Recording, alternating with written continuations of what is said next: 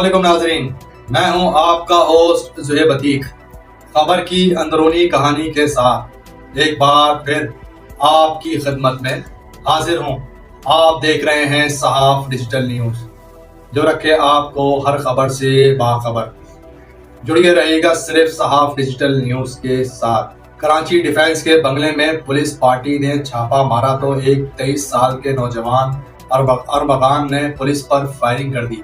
AVCC का DSP और एक एहलकार जख्मी हो गए और फिर खलबली मच गई। सब हैरान व परेशान हो गए। फिर शुरू हुई मुस्तफ़ा अगवा का केस की तफ्तीश, जिसमें डॉलर्स, ड्रग्स और ताकत का नशा शामिल हो गया।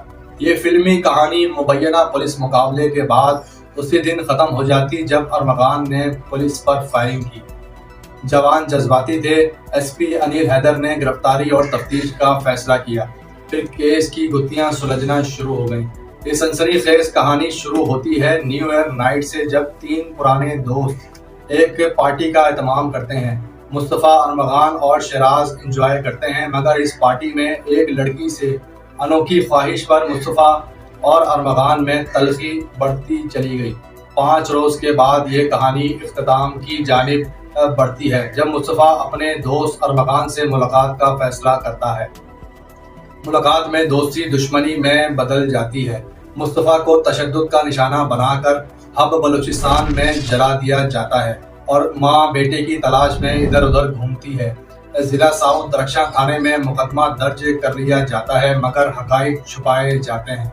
कुछ रोज बाद भत्ते की कॉल आती है तो anti violent crime cell, AVCC और CPLC जैसे इदारे मुतहर्रिक हो जाते हैं।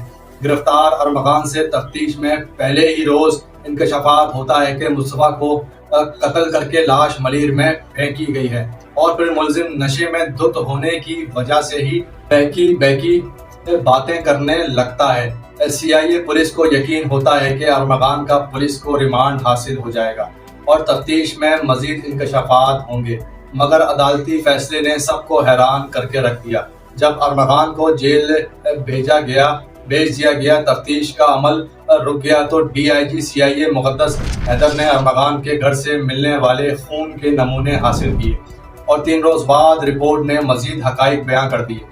केस को इंटेलिजेंस ब्यूरो IB ने मजीद महारत के साथ हल करने की भी कोशिश की, जिसमें एक टीम ने शराज का सुराग लगा लिया और अरमगान के साथ मुस्तफ़ा के कत्ल में मुलव्विस शराज को भी गिरफ्तार कर लिया गया, जिससे तफ्तीश में हब में जली हुई गाड़ी और लाश का इंकशाफ हुआ और अब ये केस एक सनसनीखेज फिल्मी कहानी में तब्दील हो चुका है, जिसमें dollars, crypto currency, call centres, डब्बा मनी और हर माह 50 लाख रुपए के मंशियात के इस्तेमाल का भी इंकशाफ हुआ है। इसके अलावा ये कम उम्र लड़कों ने जो तहलका मचाया हुआ था, इसका इल्म इनके वालिदैन को भी था, मगर पैसों की रेल पेल ने सबकी आंखें बंद कर रखी हुई थी। अरमगान के वालिद को मोबाइल फोन की तलाश है, जिसमें डॉलर्स के क्रिप्टो का तमाम रिकॉर्ड मौजूद है। इसके अलावा मुस्तफ़ा को तशद्दुद करने की वीडियोस भी फोन में मौजूद हैं। कम उम्र लड़कों ने सिस्टम को चैलेंज कर दिया है, जिन्होंने दोस्त को कत्ल किया, पुलिस पर फायरिंग की और जेल चला गया, मगर इंटेलिजेंस ब्यूरो, CIA और CPLC ने शातिर दिमाग को हिला कर रख दिया और मुल्ज़मान को आने वाले वक्त में मजीद परेशानी का सामना होगा।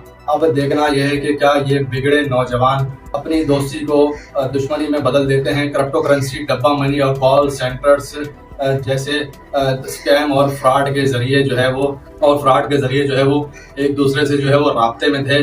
क्या मुलजिम और मुल्ज़मान के खिलाफ कानून के मुताबिक और घेरा तंग होगा? क्या इनकी सजाएं यकीनी तौर पर हो पाएंगी, या फिर ये पैसे और ताकत के नशे को जो है वो आगे रखकर बासानी जो है वो दोबारा से जो है वो बाहर आकर किसी भी आम शहरी को इसी तरह से तशद्दुद करके हलाक करेंगे? मुस्तफ़ा आमिर अगवा व कत्ल केस, अदालत ने मुलजिम अरमान को 4 रोज़ा जिस्मानी रिमांड पर पुलिस के हवाले कर दिया। सिंध हाई कोर्ट के हुक्म पर मुलजिम अरमान को अदालत में पेश किया गया, जहां अदालती इस्तफसार पर सरकारी वकील ने कहा कि 4 FIRs हैं मुलजिम पर। अदालत ने मुलजिम से इस्तफसार किया गया कि आपका मुलजिम कहाँ है? कि मेरा नाम अरमान है, वालिद का नाम कामरान है। जी मैं 10 तारीख से जेल में हूँ। عدالتی استفسار پر ملزم نے بتایا کہ مجھے بہت مارا ہے۔ عدالت نے سرکاری وکیل سے استفسار کیا کہ لاش اور گاڑی اور اسلحہ برآمد ہوا۔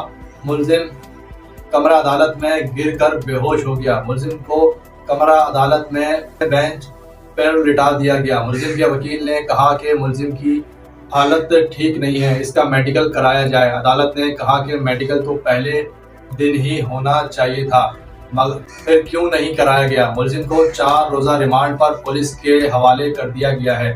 عدالت نے ہدایات کی ہیں کہ آئندہ سماعت پر مقدمے کی پیش رفت اور میڈیکل رپورٹ پیش کی جائیں۔ پولیس اہلکاروں نے ملزم ارمغان کو اپنے کندھوں پر عدالت سے بختر بند گاڑی میں منتقل کیا۔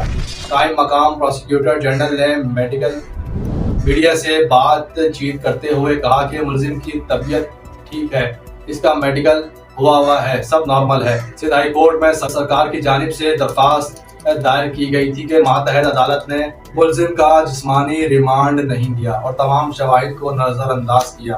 کیس کی سماعت Sindh high court justice Rajput کی عدالت میں شروع ہوئی تو عدالت نے استفسار کیا کہ ملزم کہاں ہے، جس کے بعد ملزم کو عدالت کے روبرو پیش کیا گیا۔ سرکاری وکیل نے FIR پڑھ کر سنائی۔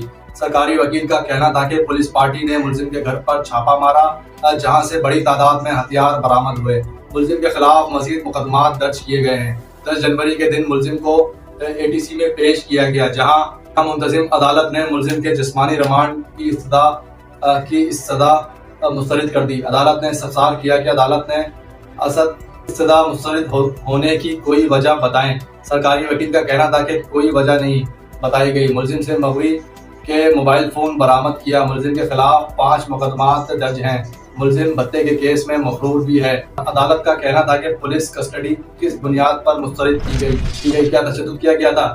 عدالت نے ملزم کو کہا کہ شرٹ اتارنے کے نشانات کہاں ہیں؟ ملزم کی شرٹ اتاری گئی تو سرکاری وکیل نے کہا کہ تشدد کا کوئی نشان نہیں ہے۔ عدالت کا کہنا تھا کہ اگر تشدد کی شکایات تھی تو میڈیکل چیک اپ کی استفسار کیا گیا کہ ملزم نے جیل میں درد کی شکایات کی ہے کہ کیا جیل میں علاج یا معائنے کی درخواست دی تھی؟ ملزم کا کہنا تھا کہ میں شوق میں تھا۔ سرکاری وکیل کا کہنا تھا کہ منتظم عدالت نے جسمانی ریمانڈ کی درخواست پر GIT بنانے کا آرڈر جاری کیا۔ ملزم کے گھر سے خون کے نمونے بھی ملے تھے، وہ نمونے والدہ سے میچ کر گئے ہیں۔ خون مغوی مصطفیٰ عامر کا ہی تھا۔ DNA میچ کیا گیا ہے۔ مزید تفتیش کے لیے جسمانی ریمانڈ ضروری ہے۔ ملزم کے قبضے سے لیپ ٹاپ ملے ہیں جن کا فورانزک کروایا گیا ہے۔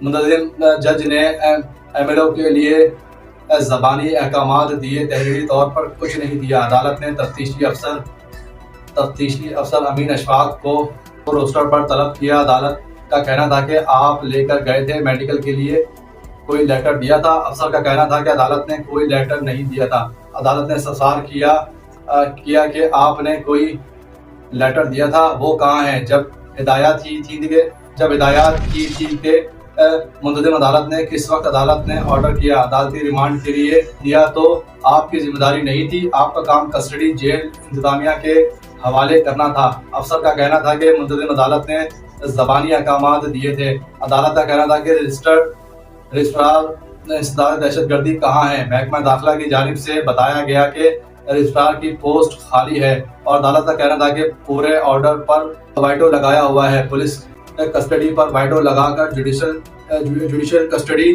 کیا گیا۔ پولیس بھی لکھا ہوا نظر آتا ہے، وائٹو نہیں لگایا۔